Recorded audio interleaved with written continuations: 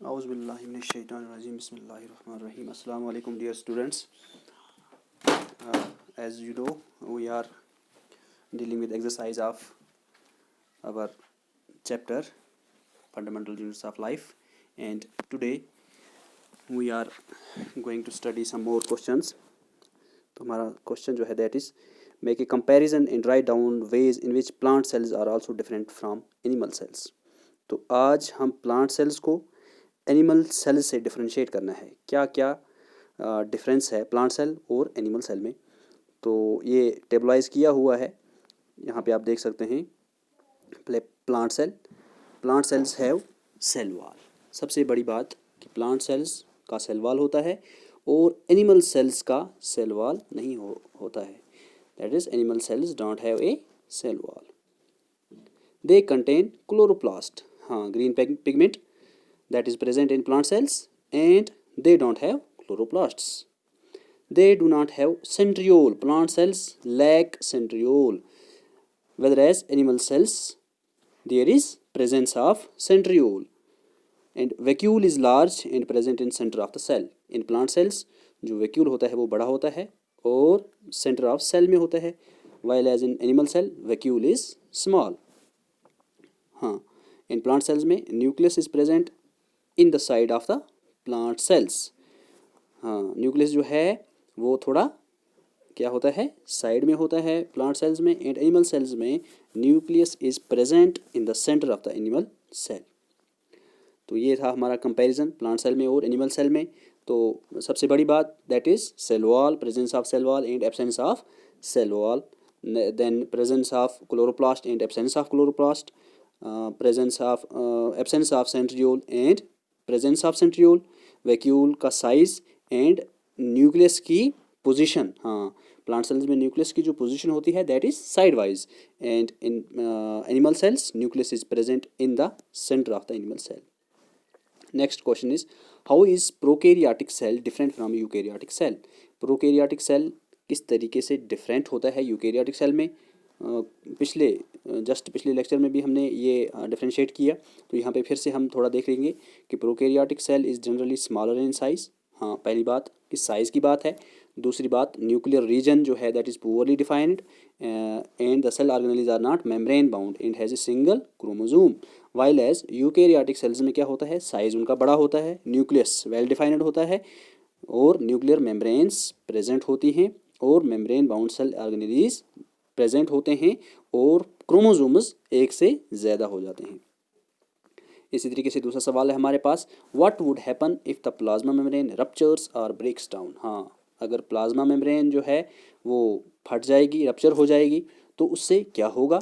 हाँ, तो plasma membrane के बारे में हमने पढ़ा हुआ है कि प्लाज्मा मेम्ब्रेन जो है अगर वो ब्रेक हो जाती है तो molecules of some substance will freely move in and out. हाँ, तो मॉलिक्यूल्स, कुछ चीज़ों के जो मॉलिक्यूल्स हैं वो freely in and out move करेंगे, क्योंकि प्लाज्मा मेम्ब्रेन जो है that is the membrane which is also called as selectively permeable membrane या सेमी परमेबल मेम्ब्रेन.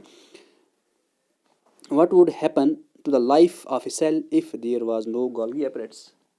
अगर गोल्गी एपरेट्स नहीं होंगे तो तब क्या होगा सेल की लाइफ को. तो Golgi apparatus has the function of storage, modification and packaging of the products in vesicles. If there was no Golgi bodies, there were no Golgi bodies, packaging and dispatching of material synthesized by the cell will be stocked. हाँ, तो ये इसका काम जो है, जो काम है वो रुक जाएगा. उसका काम क्या है Golgi apparatus का, storage, modification and packaging. Next question, which organelle is known as the power house of the cell. Why. हाँ, power house of the cell किस ऑर्गेनेली को कहा जाता है और क्यों कहा जाता है. हाँ, क्यों कहा जाता है, किसको कहा जाता है, पहले mitochondria. Mitochondria is known as power house of the cell. हाँ, क्यों कहा जाता है, because it release the energy required for different activities of life. हाँ, जो एनर्जी रिलीज होती है वो कहाँ पे होती है, किस में होती है, वो होती है माइटोकॉन्ड्रिया में. इसीलिए इसे कहा जाता है पावर हाउस. हाँ, पावर हाउस हम उसी जगह को कहते हैं जहाँ पे एनर्जी क्या होती है, रिलीज होती है. और एनर्जी सेल के अंदर जो रिलीज होती है वो होती है in the form of ATPs, और वो कहाँ पे होती है, in mitochondria. That is why it is known as power house of the cell. हाँ, where do the lipids and proteins constituting the cell membrane get synthesized. Lipids and proteins जो हैं कहाँ पे बनते हैं? हाँ, lipids and proteins are synthesised in endoplasmic reticulum. हाँ, endoplasmic reticulum पे लिपिड्स एंड प्रोटीन्स बनते हैं। हम एंडोप्लाज्मिक रेटिक्यूलम के बारे में पूरा पढ़ चुके हैं। एंडोप्लाज्मिक रेटिक्यूलम कितने टाइप्स के होते हैं स्टूडेंट्स? 2 टाइप के, स्मूथ एंड रफ। तो रफ जो एंडोप्लाज्मिक रेटिक्यूलम होता है वो किसकी वजह से होता है? Due to presence of ribosomes. और राइबोसोम्स जो होते हैं that are the sites of protein synthesis. हाँ, वो जो स्मूथ एंडोप्लाज्मिक रेटिकुलम होता है वहाँ पे वो किस चीज़ में हेल्प करते हैं? In the formation of lipids. हाँ, तो इसलिए lipids and proteins are synthesised in endoplasmic reticulum. अब हमारे पास एक सिंगल सेल्ड माइक्रो ऑर्गेनिज्म का क्वेश्चन है, how does amoeba obtain its food? Amoeba जो है अपना फूड किस तरीके से ऑब्टेन करता है? हाँ, तो एमोबा के बारे में ये है कि ये सिंगल सेल्ड ऑर्गेनिज्म है। तो ये इसकी जो मेम्ब्रेन, इसकी जो मेम्ब्रेन होती है, सेल मेम्ब्रेन जो होती है वो क्या होती है? वो सीडोपोड्स बनाती है। सीडोपोड्स मतलब हो गए फॉल्स फुट। फॉल्स फुट, हाँ, ऐसा लगता है जैसे ये फुट बन रहा होता है। यहाँ पे देखो, ये यहाँ पे आप देख सकते हैं ये फूड मटेरियल है। फूड को इनगल्फ करने के लिए क्या करता है? ये इस मेम्ब्रेन को अब थोड़ा मॉडिफाई करता है ताकि ये इसके अंदर आ जाए। जब इसके अंदर आ जाता है तो तीसरी जो यहाँ पे इमेज है इसमें हम देख सकते हैं कि फूड जो है ये किस तरीके से इस सेल के अंदर आ गया। What is osmosis? Osmosis is the process of movement of water molecules from a region of higher water concentration through a semi-permeable membrane to a region of low water concentration. तो osmosis क्या होती है? Osmosis एक ऐसी process है that is in which there is movement of water molecule. Water molecule की movement है from a region of higher water concentration.